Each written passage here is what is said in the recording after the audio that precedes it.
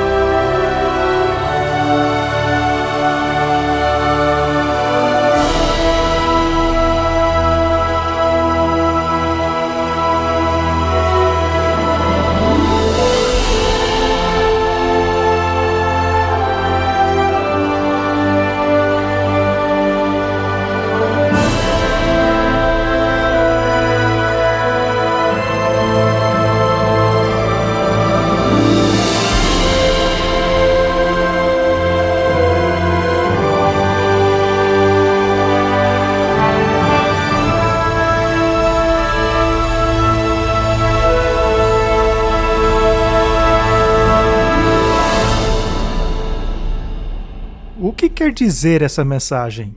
A hora do seu juízo chegou. Vivemos em um tempo tumultuoso nessa terra. Guerras, rumores de guerras, desastres naturais, protestos, ódio. Seria esta a mensagem relevante para nós hoje? Como ela se encaixa em nossa presente situação? Falemos sobre isso.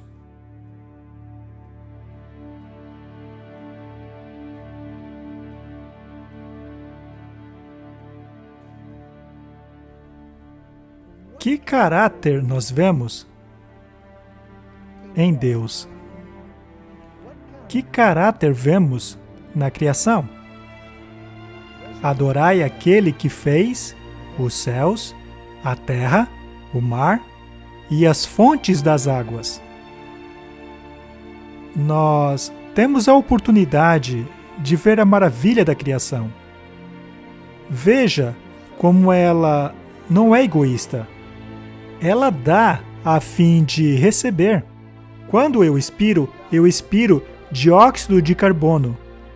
E as plantas absorvem meu dióxido de carbono, que me dão não apenas o dom do alimento, mas também do oxigênio para a minha próxima respiração. É um ciclo de dar e receber. É uma simbiose, uma harmonia. E isso nos revela algo a respeito do caráter de Deus. Quando olho para as delicadas flores, com suas magníficas cores e simetrias, elas me revelam um Deus rude ou um Deus gentil, com o toque da delicadeza? Veja os insetos do mundo. Sim, é claro que há coisas que nos lembram do problema do pecado. Mas ao olharmos o mundo através do óculos da fé, vejo as reminiscências de uma perfeita criação, de uma perfeita harmonia. Vejo um Deus gentil, manso e amável, para quem a beleza importa mais do que a ira, para quem a vida e toda a sua beleza é mais importante do que a fúria e a destruição. Sim, eu vejo as consequências do pecado no reino animal. Eu vejo o ciclo da morte e destruição. Mas eu também vejo a delicadeza no olhar de um animal. e até mesmo os animais que têm a capacidade de matar. Ao observá-los no momento apropriado, também vemos a manifestação do amor e da beleza. A criação está repleta das manifestações e da benevolência de Deus. Adorai aquele que criou. Você crê nisso? Sem fé é impossível agradar a Deus. A fé é a substância das coisas que se esperam, a evidência daquilo que não se vê. Tudo que não provém de fé, diz a Bíblia, é pecado. Do pecado, diz Jesus, porque não creem em mim. Assim como Adão e Eva não acreditaram naquilo que Deus disse a eles e escolheram crer nas mentiras da serpente, o teste final será novamente uma questão de fé.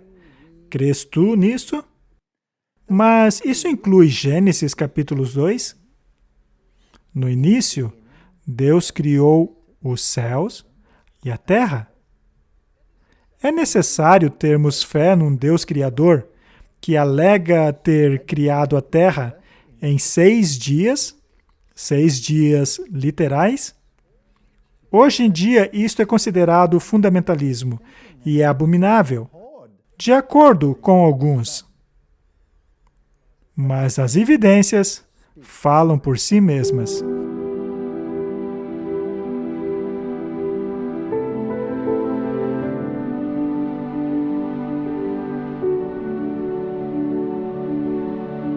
No princípio, Deus criou os céus e a terra.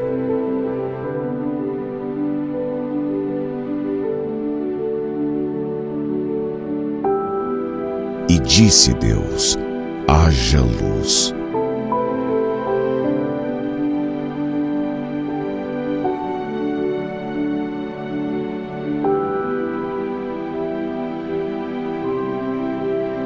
Haja uma expansão no meio das águas, e haja separação entre águas e águas.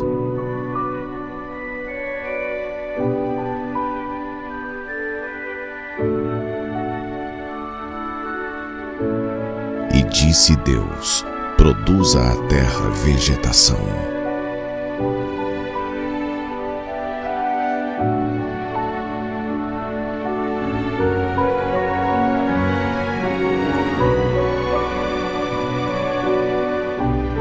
Haja luminares no firmamento do céu para separar o dia da noite.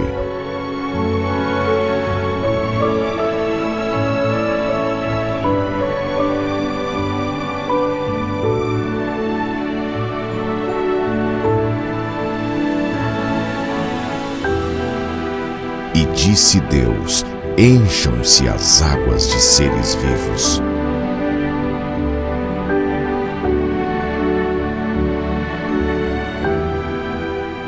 E voem as aves sobre a face da expansão dos céus.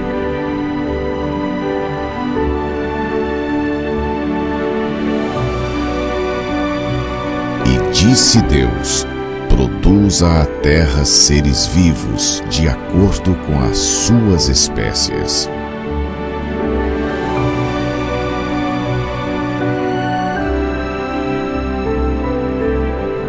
Então disse Deus: façamos o homem à nossa imagem, conforme a nossa semelhança.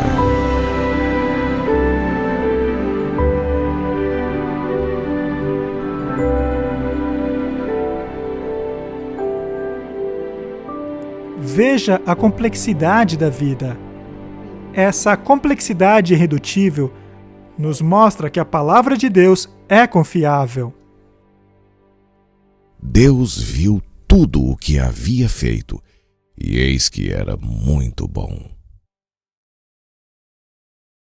Então segue o segundo anjo. Este anjo é fascinante. E outro anjo seguiu dizendo: caiu, caiu a Babilônia, aquela grande cidade que todas as nações deu a beber do vinho da ira de sua prostituição. Quem é Babilônia? Por que a Babilônia caiu? É claro que a Babilônia já caiu há muito tempo, pois a Babilônia literal já caiu e não existe mais. A Bíblia nos diz que ela jamais se levantaria novamente.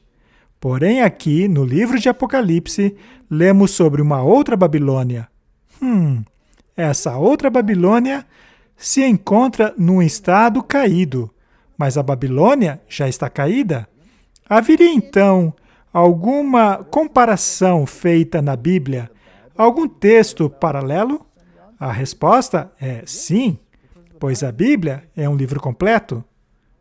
Ao irmos para Apocalipse, capítulos 17, vemos mais uma vez uma mulher. E lemos o seguinte no verso 3 do capítulo 17. Aqui o apóstolo João é tomado em visão e diz: E levou-me em espírito a um deserto, e vi uma mulher, ou seja, uma igreja, assentada sobre uma besta de cor vermelha. Esta é uma descrição do poder político incorporado no dragão, aquele que controla os assuntos da humanidade na esfera secular, cheia de nomes e de blasfêmia. Temos mais uma vez aí a blasfêmia, fazendo uma associação à besta de Apocalipse 13, e que também encontramos no chifre pequeno de Daniel, capítulo 7. E todos foram descritos pelos reformadores como o poder do anticristo. E aqui temos o elemento da igreja. Ela monta, ela controla os sistemas políticos, ou seja, a besta, tendo 7 cabeças e 10 chifres. Ou seja, temos aí um conglomerado encontrado em Apocalipse 13, sobre o qual já falamos aqui. E a mulher estava vestida de púrpura e vermelho. Não são justamente essas as cores que vestem a igreja de Roma? Não são estas as cores dos cardeais e dos sistemas papal, da hierarquia e do magistério da igreja? Adornada de ouro e pedras preciosas e pérolas. Não é isso que vemos nos ídolos das igrejas?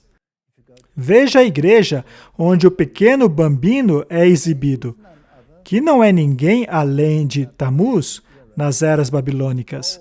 Veja o ouro e as joias que o envolve. Elas são tão valiosas que nossas riquezas terrenas tornam-se insignificantes quando comparadas a ela. E tinha em sua mão o cálice de ouro. Você não acha curioso que há apenas uma igreja no mundo que utiliza o símbolo de uma mulher com o cálice dourado na mão e que é justamente Roma?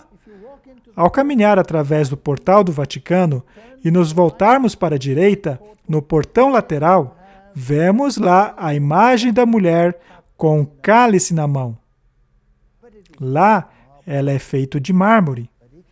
Mas ao entrarmos na igreja dos jesuítas, ali, no lado esquerdo, vemos a estátua magnífica dessa mulher segurando um cálice dourado na mão, o que não deixa dúvidas.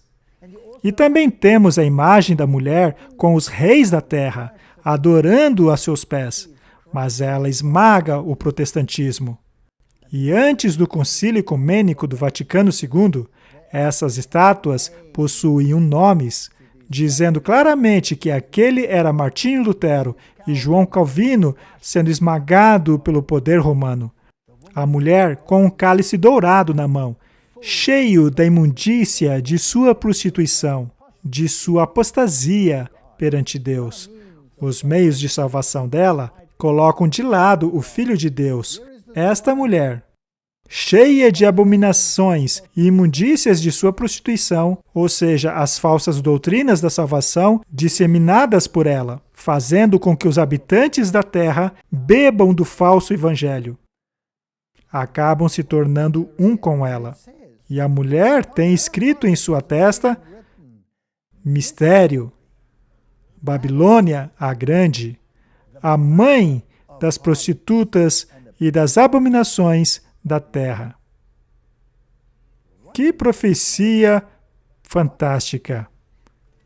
Os reformadores identificaram imediatamente o sistema descrito aqui como sendo a Igreja de Roma.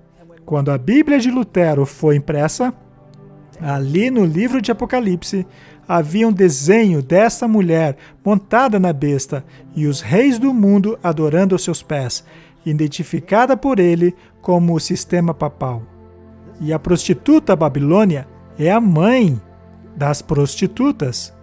Não é fascinante que Roma, debaixo do Papa anterior, que aliás ainda está vivo, o Papa Bento, quando ainda era o cardeal Ratzinger, emitiu uma diretriz ordenando que as demais igrejas não fossem chamadas de irmãs, pois elas são, na verdade, filhas. Não sofrerei perda de filhos. Quando os documentos de unidade são assinados, não estão as crianças retornando à sua mãe? E quando as crianças retornam à mãe, aceitando a hierarquia e a estrutura da sucessão apostólica, que, aliás, era rejeitada pelos reformadores, eles não estão se tornando parte do sistema de Babilônia? Roma sempre esteve em uma condição caída, e o sistema do dragão, ou seja, o espiritismo, que promete a salvação mesmo no pecado, e a vida eterna apesar do pecado, por meio da reencarnação, sempre foi um sistema caído. Mas aqui, infelizmente, há um outro elemento de Babilônia. São as filhas voltando à mãe. Quando lemos em Apocalipse, capítulo 14, e seguiu-se um outro anjo dizendo: caiu a Babilônia, caiu a grande cidade. Existe apenas uma igreja aclamada como cidade, que é Roma, pois ela fez todas as nações beberem do vinho da fúria da sua prostituição. O padrão da justiça no mundo hoje não é a palavra de Deus. O padrão da justiça do mundo hoje são os direitos humanos. E os direitos humanos vieram da caneta, do sistema papal. Encíclica após encíclica, foram formando os direitos humanos que temos no mundo hoje em dia. E estes direitos humanos negam a palavra de Deus, não importa o quão bom ele soe, pois, ao lermos os mandamentos, veja, pegue qualquer um deles, honra teu pai e tua mãe, para que tudo vá bem com você. Hoje, o direito da criança suplantou os direitos dos pais, mas a Bíblia coloca o direito dos pais acima do direito das crianças. Não matarás. Hoje, é seu direito abortar, e é considerado justo forçar indivíduos a praticar o aborto. Não matarás. E podemos ir adiante. Não cobiçarás. Não roubarás. Roma prega que é o seu direito depender o seu sustento dos bens dos outros. Tomás de Aquino disse que não é pecado quando o pobre toma do rico para satisfazer a sua necessidade.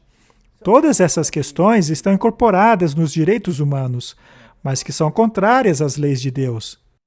As nações beberam deste vinho, adotando um sistema de moralidade que não é baseado na palavra de Deus, mas baseado na filosofia grega, a filosofia da lei natural de Roma. E, ao assinarem este acordo, o protestantismo se identificou com este sistema, adotando assim um plano de salvação contrário da Bíblia. Ela caiu. Ela caiu. E antes de lermos a mensagem do terceiro anjo, esta mensagem irá eventualmente culminar em um alto clamor, sendo repetida com grande poder no fim dos tempos, quando essas coisas vierem a acontecer. Vamos agora a Apocalipse 18 para constatarmos isso, já que esta mensagem é repetida ali. E ele bradou com uma grande voz. É um alto clamor. Então, esta mensagem da queda de Babilônia vai crescer cada vez mais ao nos aproximarmos do fim. Caiu a grande Babilônia. E então veio uma triste declaração. Ela tornou-se morada de demônios, o covil de todo espírito imundo, esconderijo de toda ave imunda e odiável. Pois todas as nações beberam do vinho da ira de sua prostituição. Esta é uma repetição da segunda mensagem angélica. E continua dizendo, e os reis da terra se prostituíram com ela. Portanto, os sistemas políticos se alinharam com a filosofia de Roma. Aquilo que aconteceu na Idade Média, quando Roma reinou soberana, acontecerá novamente. E os mercadores da terra se enriqueceram com a abundância de suas delícias. Hoje nós sabemos que Roma controla os sistemas financeiros de todo o mundo. É através dos Cavaleiros de Malta e dos jesuítas, que são donos do sistema bancário do mundo, que eles controlam as economias do mundo. E ouvi uma outra grande voz do céu dizendo, sai dela, povo meu, para que não sejas participantes dos seus pecados e para que não incorras em suas pragas. Esta é a última punição de Deus. Quando as pragas caírem, será o tempo em que o povo de Deus será aliviado da escravidão do pecado e levado para a Canaã celestial, da mesma maneira como quando as pragas caíram no Egito, o povo de Deus foi libertado fisicamente da escravidão e retirados do Egito, em direção a Canaã. Portanto, essas questões são muito importantes. Se tornaram casa de demônios. E por quê? Porque o dragão deu poder à besta. E a filosofia do dragão está ali naquele cálice. E se esta filosofia se torna a mesma filosofia das igrejas que uma vez representaram a Cristo e sua salvação, então elas caíram, tendo nós então que nos separarmos dela. Mas qual será o motivo que levará a essa separação? Qual será o motivo final?